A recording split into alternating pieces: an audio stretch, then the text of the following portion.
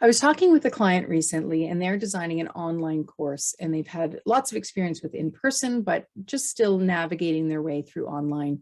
And she was wondering about the specifics for an activity. In person, she would have had breakout groups discuss a topic and then come back, and each group shares the summary of what they talked about as kind of a large group debrief. But she recognized that that probably wouldn't work very well in an online environment, and I absolutely agree. It's tedious to have all those groups report back, and I think it's probably a little bit boring for the other participants to have to listen through. So I want to share with you a few ideas that we talked about to see if it spurs some ideas for how you might approach that if it's something you're also wondering about. So the first one is having groups report to each other. So it would require a technical producer probably to support you with the mechanics of it. But let's say you have 6 breakout groups and they've been discussing a topic, and then you want them to debrief. What you could do is take those 6 groups and pair them together. So you'd only have 3 groups, and then they debrief with each other. So you're not going to hear what that conversation is like or that debrief as the facilitator, but I think probably it's okay because really it's about their experience and their learning, and you don't need to always be a part of that. So that's one option. The second option is when those people return from breakouts to the large group, you could ask them to summarize using a word cloud in Mentimeter, for example.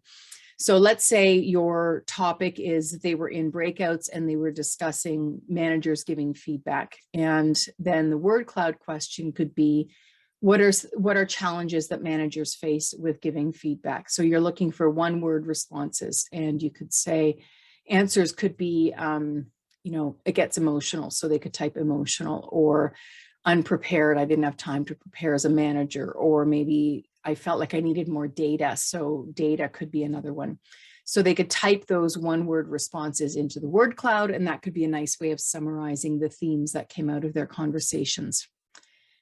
A third idea, related but a little bit different, is again, if you're clear about what the content is and you can anticipate the themes that emerge in those breakout groups, you could have a poll afterwards to summarize. So let's use that same example of manager giving feedback. So let's say you're anticipating that the challenges will be the 3 that I mentioned. So it could get too emotional, or I don't have enough data, or I didn't have time to prepare. And you could probably think of some additional ones as well.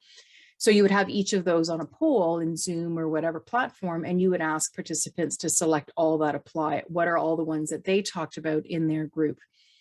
So you can leave that as is, or you can then use the poll results as a jumping off point for more details. So you could say, oh, I noticed a lot of you commented that managers don't feel like they have the data that they need to have those conversations.